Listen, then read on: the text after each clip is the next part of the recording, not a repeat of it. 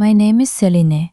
I am 31 years old, and 3 weeks ago, I walked out of the only home I'd ever known, with 2 boxes, a signed lease, and a legal document that made my mother go completely silent.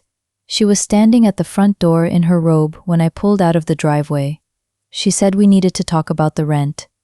I told her to check her email. She didn't follow me. She couldn't. Because what was in that email?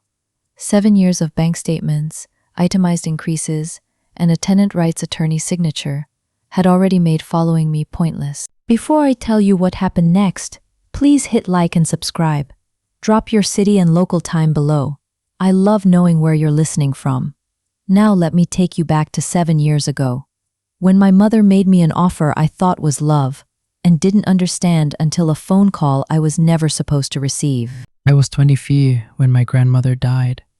Her name was Iris. She smelled like lavender and dish soap, and her kitchen always had something on the stove, even if it was just water heating for tea. The floors in her house creaked in the same 3 spots every time, and I knew them all by heart.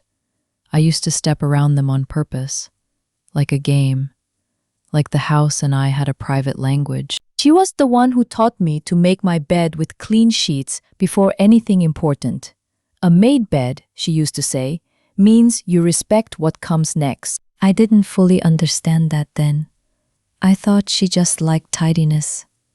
When she passed, the family gathered the way families do, briefly, loudly, and with one eye on what was being left behind. My mother moved quickly. She always moved quickly when there was something to organize or something to claim. The house became hers. The finances became hers. And somehow, within 2 weeks of the funeral, a plan had formed that everyone seemed to already know about, except me. My mother came to me with an offer. Her voice was warm, practical, reasonable. "You need a place," she said. "I have the basement unit. Separate entrance, separate everything. You pay rent, like an adult. It's easier if we manage utilities together." It sounded like logic. It sounded like family, taking care of family. I said yes. I set up the auto transfer. I never asked for receipts. I trusted her the way daughters trust mothers. Completely, and without thinking. The kind of trust that doesn't feel like a choice, because it never had to be one. Becca, my younger sister, was there that day. She smiled when I agreed. That soft little smile she's had since we were kids, the one I used to think was sweet. I should have looked closer. 7 years passed. I got promoted twice. I got a raise. I got better at my job and quieter in my home, careful not to take up too much space, careful to be grateful, careful to be the daughter who caused no trouble. Every few months, the rent went up, always with an explanation attached. The water bill, property taxes, the furnace. Always reasonable. Always just enough that saying no felt ungrateful. I never said no. Then came a Tuesday, a normal Tuesday. I was driving home from a 12-hour shift, the city lights blurring past the windows, my hands loose on the wheel. My phone buzzed on the passenger seat. Becca's name lit up the screen. I answered through the car speakers without thinking, the way you answer someone you trust. She didn't say hello. There was just noise. Kitchen sounds. The scrape of a chair. And then my mother's voice, so clear it could have been sitting right beside me. 250 more for rent. She won't notice. She never checks. I heard my Aunt Carol laugh. Then Becca, that soft little giggle, the one I used to think was sweet. "She'll just pay it," Becca said. She always does. I didn't pull over. I didn't cry. I just drove, knuckles tight against the wheel, listening to my family divide my money between themselves like I was a vending machine they'd figured out how to trick. The call ran 4 more minutes. I let it. I sat in my parking lot that night with the engine running and did the math. 7 years. 100 here, 50 there. Always after something good happened to me. A promotion, a bonus, a raise. Like they were watching. Like they knew exactly how much room I had and filled it. The total stopped my breath. That's when something shifted in me. Not rage, not tears. Something colder, something quieter. I realized they had never once looked closely at me. Not really. They looked at my account. They looked at what I could provide. I wasn't the daughter who was loved. I was the daughter who was useful. And I decided, right there in that dark parking lot, to use their blindness against them. I didn't go upstairs that night. I made toast. I sat on my bed and I started writing numbers down. 12 months of bank statements laid across my mattress like evidence, because that's exactly what they were. The pattern was so clean it almost looked accidental. It wasn't. Small increases, always timed, always after I earned more. They weren't guessing. They were watching and adjusting. I photographed every page. Then I called my bank and asked a question I had never once thought to ask before. What does it take to stop an automatic payment? The answer was simpler than 7 years of silence deserved. The next morning, I opened my laptop and searched for something I'd never searched before: tenant rights attorneys in my city. I found one with good reviews and a free consultation. I sent an email at alas 6 ng umaga. She called me back by noon. Her name was Patricia. Her voice was calm and precise, the way people sound when they've seen everything and stopped being surprised by any of it. I told her everything: the auto transfers, the increases, the no receipts, the overheard call. She was quiet for a moment. Then she said, "What you're describing, consistent undisclosed rent inflation, no written lease agreement, no itemized utility accounting, has a legal name, and it has consequences." She told me what to gather, what to document, what my options were. I wrote down every word. Have you ever had to stay completely silent to protect yourself, even when every part of you wanted to speak? Tell me in the comments. I read every single one. That evening, Becca came downstairs to borrow my car charger. She stood in my doorway, easy, comfortable, the way you stand in a space belonging to someone you've never once considered. "You okay?" she said. "You've been weird lately." I smiled. "Just tired." She took the charger off my desk without asking, left without closing the door.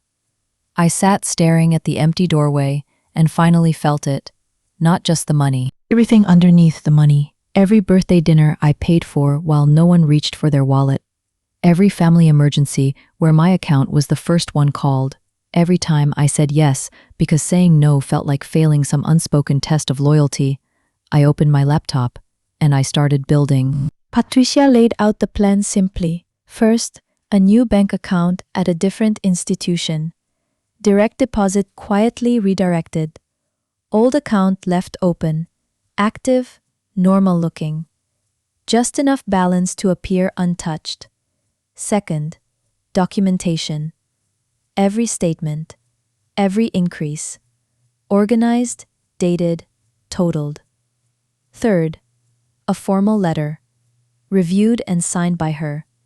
Outlining exactly what 7 years of undisclosed rent inflation without a written agreement constitutes.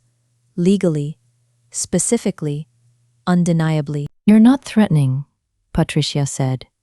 "You're informing. There's a difference. And the difference matters. And if you haven't already, hit that subscribe button right now. Because this story is about to turn. I toured 2 apartments on my lunch break the following week. Signed a lease on the second one the same afternoon. Move-in date, 30 days out.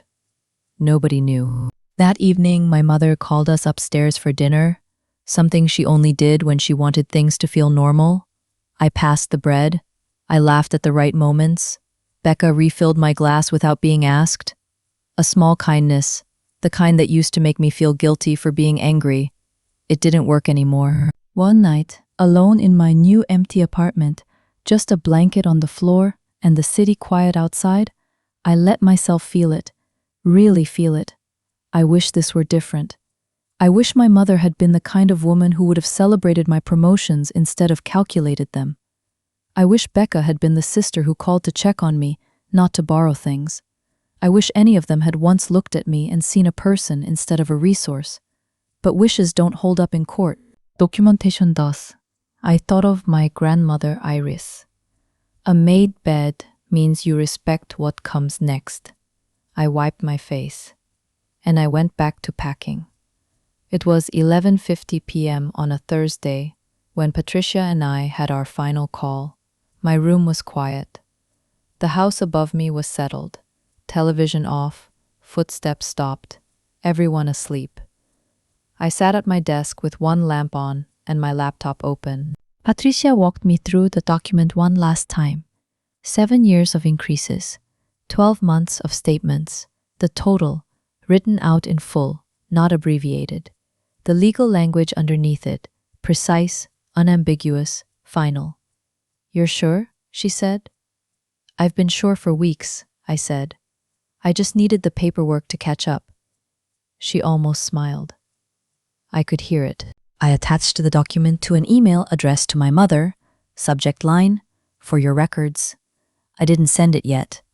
I sat with it for a moment, the way you sit with something before it becomes permanent. Labindalawang minuto at tatlong segundo am, I pressed send. I am 31 years old. I am a tenant with documentation. I am a woman who did the math. And upstairs, right above me, my mother was asleep, still believing the transfer would come, still certain I would soften, still holding an expectation she had never once had to earn. She would find out in a few days.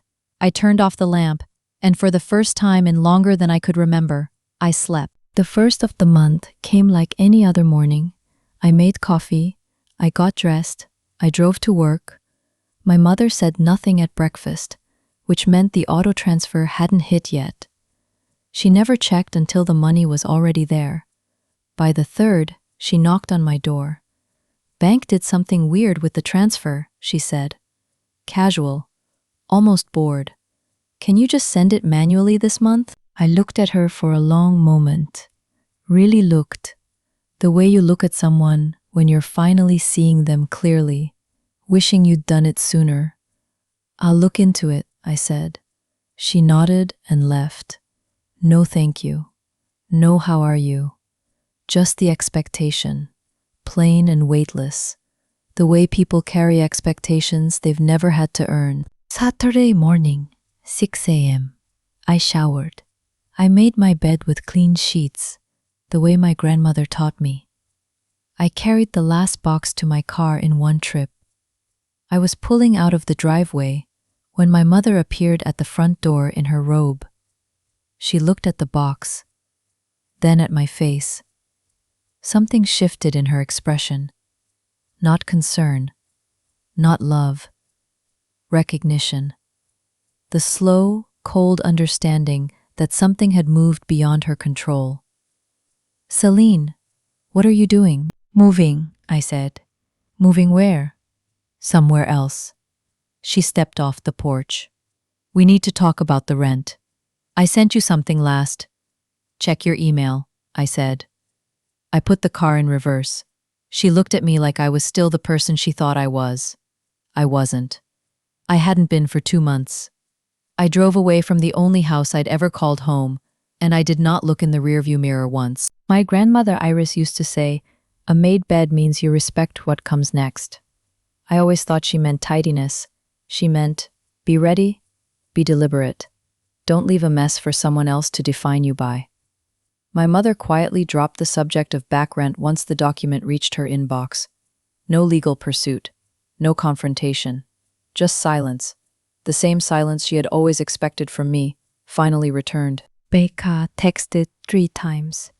Confused, then apologetic, then something that almost resembled accountable. I read every message. I responded to none. Aunt Carol told a cousin I'd lost my mind. The cousin told me. I laughed, genuinely, for the first time in longer than I could remember. As for me, I still have the document. Signed, dated, filed. My new apartment is on the 4th floor. There's a window above the kitchen sink that faces east. Every morning, the light comes through it clean and uncomplicated. No footsteps above me. No voices through the ceiling. No one measuring how much space I take up and deciding I owe them for it. I think about my grandmother every time I make that bed with clean sheets, and I think, some people will always see kindness as a door left unlocked. The answer is not to become cruel. The answer is to change the locks. If you've ever been the one in your family who gives and gives, while others take and take, I want to hear your story. Tell me in the comments. And if this moved you even a little, subscribe to Real Drama Stories. There are more to come.